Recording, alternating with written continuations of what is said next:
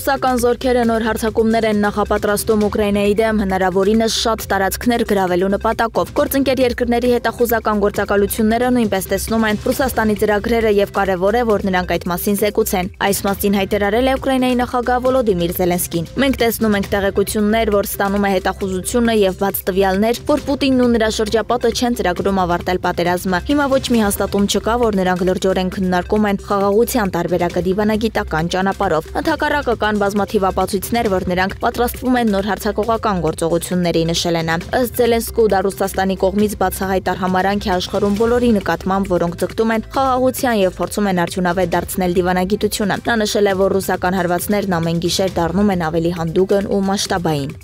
Ռուսաստանի Դաշնության նախագահ Վլադիմիր Պուտինը Կրեմլում ընդունել է Թուրքիայի արտգործնախարար Հական Ֆիդանին։ Կողմերը քննարկել են Ուկրաինայի շուրջ զարգացումները Ստամբուլում կայացած բանակցություններից հետո, հայտնել է Թուրքիայի արտգործնախարարության աղբյուրը։ Բանակցությունների ընթացքում Պուտինը եւ Ֆիդանը քննարկել են նաեւ տնտեսական եւ էներգետիկ ոլորտների վերաբերյալ երկկողմ հարցեր։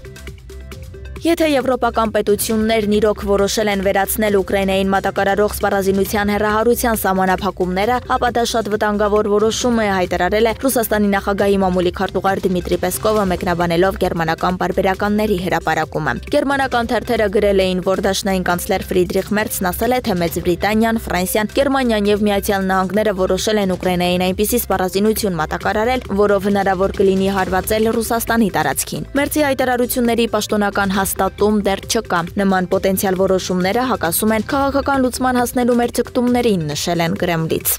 Գործարարների հետ հանդիպման ժամանակ Վլադիմիր Պուտինը հայտարարել է, որ անհրաժեշտ է խեղդել արևմտյան ծառայությունները, որոնք ամբողջովին չեն լքել Ռուսաստանը։ Այս մասին նա ասել է ի պատասխան գործարարներից մեկի առաջարկի փոքրինչ սահմանափակել արևմտյան ընկերությունների աշխատանքը, որոնք շարունակում են գործել Ռուսաստանում։ Որպես օրինակ, հանդիպման մասնակիցը մեջբերել է Microsoft-ը եւ Zoom-ը եւ հողում անելով վերլուծաբաններին ասել, որ ռուսական ՏՏ ոլորտը միլիարդներ է կորցնում արտասահմանյան ծառայությունների աշխատանքի պատճառով։ Պուտինը խնդրել է ուղարկել տվյալներ նրանց մասին, որոնք դեռ շարունակում են օգտագործել արևմտյան ծրագրեր։ Բացի այդ, նա կառավարությանը հանձնարարել է ուշադրություն դարձնել արտասահմանյան մարքեթփլեյսներին, որոնց միջոցով իր խոսքով Ռուսաստան է ներմուծվում ամեն ինչ ու ցանկացած քանակով։ Արևմտյան ընկերությունները սկսել են դուրս գալ Ռուսաստանից Ուկրաինա լայնամասշտաբ ներխուժումից հետո։ Լիվերպուլում մեքենան մխրճվել է մարդկանց ամբոխի մեջ, որոնք տոնում էին տեղի համանուն ֆուտբոլային ակումբի Պրեմիեր լիգայի չեմպիոնի տիտղոսի նվաճումը։ Ըստ ականատեսների միջադեպի հետևանքով տուժել է 17 մարդ։ Ոստիկանությունն արդեն իսկ բերման է ենթարկել մեքենայի վարորդին, սակայն նրա գործողությունների դրդապատճառների մասին տեղեկություններ չկան։